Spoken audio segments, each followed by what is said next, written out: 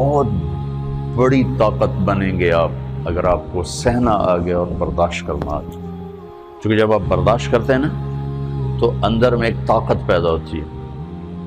وہ طاقت آپ کی روح کو پرواز دیتی ہے اور اگلوں کے لیے تسخیر کا کام دیتی ہے. اور اگر آپ پھٹ گئے تو بم کے پھٹنے سے کیا ہوتا ہے؟ تباہی آتی. جب آپ پھٹیں گے یا میں پھٹوں گا تو معاشرے میں تباہی آ جائے گی. تو اس کے لیے آپ دو چیزوں کا اہتمام فرمائیں. ایک اپنی زبان کی حفاظت فرمائیں. آپ اس 400 کے معاشرے میں کوئی غیبت کرنے والا نہ ہو، کوئی جھوٹ بولنے والا نہ ہو، کوئی کسی کو طنز کرنے والا نہ ہو، تانا دینے والا نہ ہو. ایسی بات جو کسی کے دل پہ جا کے چوٹ مارے اس سے آپ اپنی زبان کو صاف کر لیں. کبھی اس پہ قابو پا سکیں گے، کبھی نہیں، کبھی رہ جائے گا، کبھی ہو جائے گا. تو جب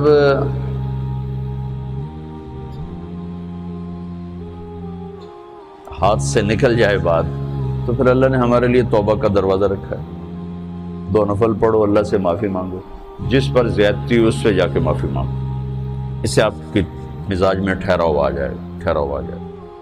تو میں آپ سب سے یہ گزارش کرتا ہوں کہ اس معاشرے میں آپ اپنی زبان پہ قابو پانا سیکھیں. برائے میرا بہت فائدہ ہوگا. ایک زندگی گزری ہے، شام قریب ہے، تو پوری زندگی کے تجارب نچوڑ بھی اس میں شامل ہیں. اور تجارب نچوڑ کو گولی مارو اور دیوار پہ ڈال دو. میرے نبی کا فرمان اس کے لیے کافی ہے کہ آپ نے فرمایا کہ 2 چیزوں کی ضمانت دے دو، میں جنت کی ضمانت دیتا.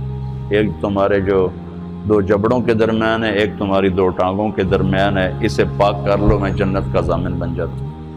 اور معاذ بن جبل سے فرمایا کہ تمہیں پورے دین کا نچوڑ بتاؤں. کہ جی کیا؟ تو آپ نے اس حدیث کو میں نے پتہ نہیں ہزاروں لاکھوں دفعہ بیان کر دیا ہے اور ہر دفعہ بیان کیا ہے کہ اچھا یہ ایسے کر کے کیوں فرمایا؟ یہ پہلے کیا پھر کہا کف ھذا. اور کہا کس کو ہے؟ جن کے بارے میں آتا ہے کہ اس امت کے علماء کا جھنڈا قیامت کے دن معاذ بن جبل کے ہاتھ میں ہوگا. اتنے بڑے آدمی. تو 18 ہجری میں انتقال ہوا. 1434 ہجری میں اردن گیا تو ان کی قبر سے خوشبو آ رہی تھی. 1400 سال گزر گئے، ان کی قبر سے خوشبو کا آنا بند نہیں ہوا. اتنے بڑے آدمی کو کیسے سمجھایا؟ بچے کی طرح. معاذ اس زبان پہ قابو. تو آپ سب کو، اپنے آپ کو بھی کہتے ہیں،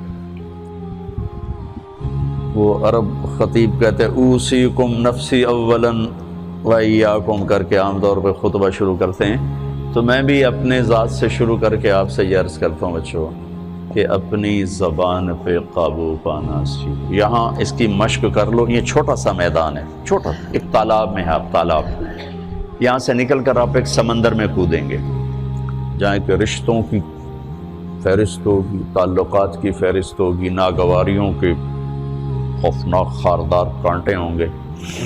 کہیں کہیں پھول ملیں گے ورنہ کانٹوں سے بھرا جہان ہے.